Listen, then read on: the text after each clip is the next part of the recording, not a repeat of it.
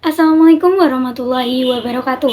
Salam sejahtera untuk kita semua. Perkenalkan, saya Dwi Fitri Oktaviani dengan NIM 2401050008 dari Rombel A angkatan 2024. Pada kesempatan kali ini, saya akan memaparkan hasil artikel yang saya buat berjudul Strategi Guru dalam Menyajikan Sejarah Ilmu Pendidikan Indonesia pada Mata Pelajaran Pendidikan Pancasila di SD Negeri Ngalian 05. Nah, yang pertama ada latar belakang. Bapak, Ibu, dan teman-teman, kita tahu bahwa pelajaran sejarah di sekolah dasar sering dianggap membosankan karena identik dengan hafalan.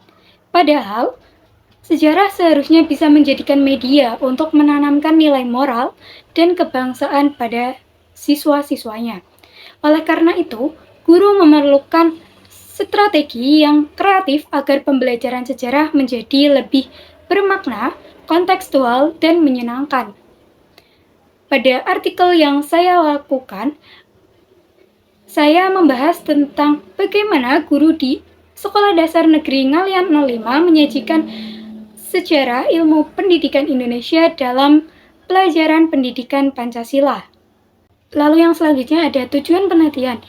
Tujuan dari penelitian ini ada 3, yaitu yang pertama, untuk mendeskripsikan strategi guru dalam menyajikan sejarah pendidikan di Indonesia. Yang kedua, untuk mengidentifikasi nilai-nilai Pancasila yang diintegrasikan dalam pembelajaran.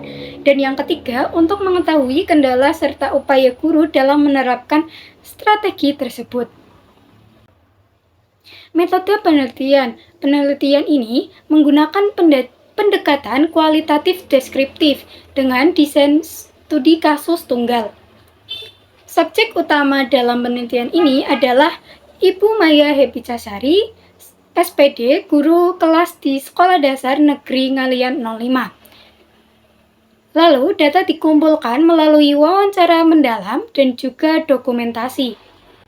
Kemudian dianalisis dengan model Mills dan Huberman, yaitu melalui tahap reduksi data, penyajian data, dan penarikan kesimpulan.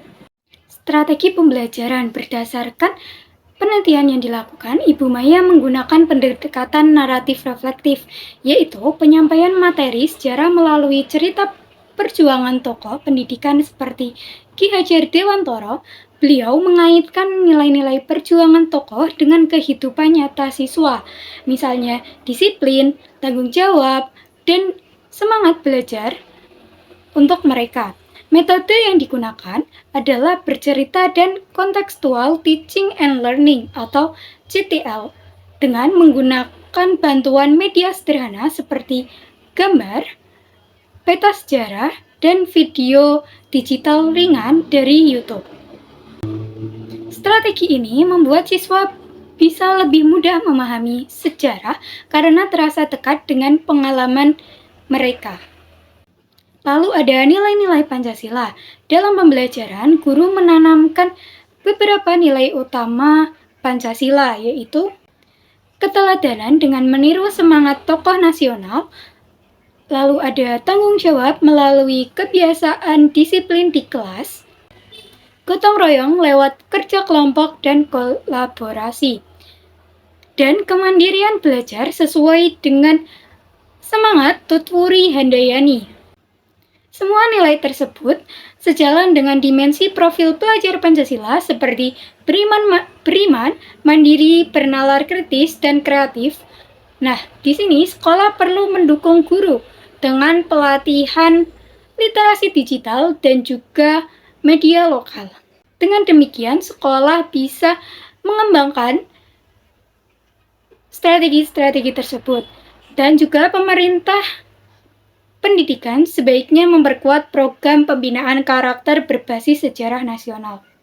Kendala yang dihadapi, namun dalam pelaksanaannya, guru menghadapi beberapa kendala antara lain keterbatasan waktu pembelajaran karena materi pendidikan Pancasila cukup padat, lalu ada kurangnya sumber belajar digital berbasis lokal terutama yang relevan dengan sejarah pendidikan di Indonesia, minimnya pelatihan literasi digital bagi guru, Selain itu, minat belajar siswa terhadap sejarah kadang naik turun karena mereka belum terbiasa belajar melalui refleksi nilai.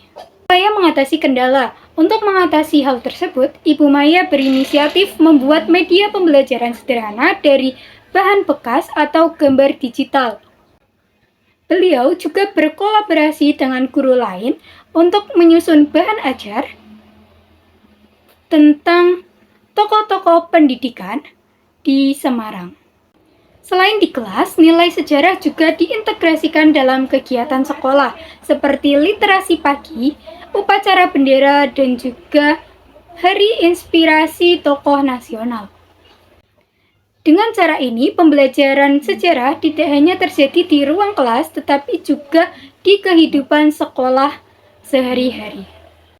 Lalu ada keterkaitan dengan teori pendidikan.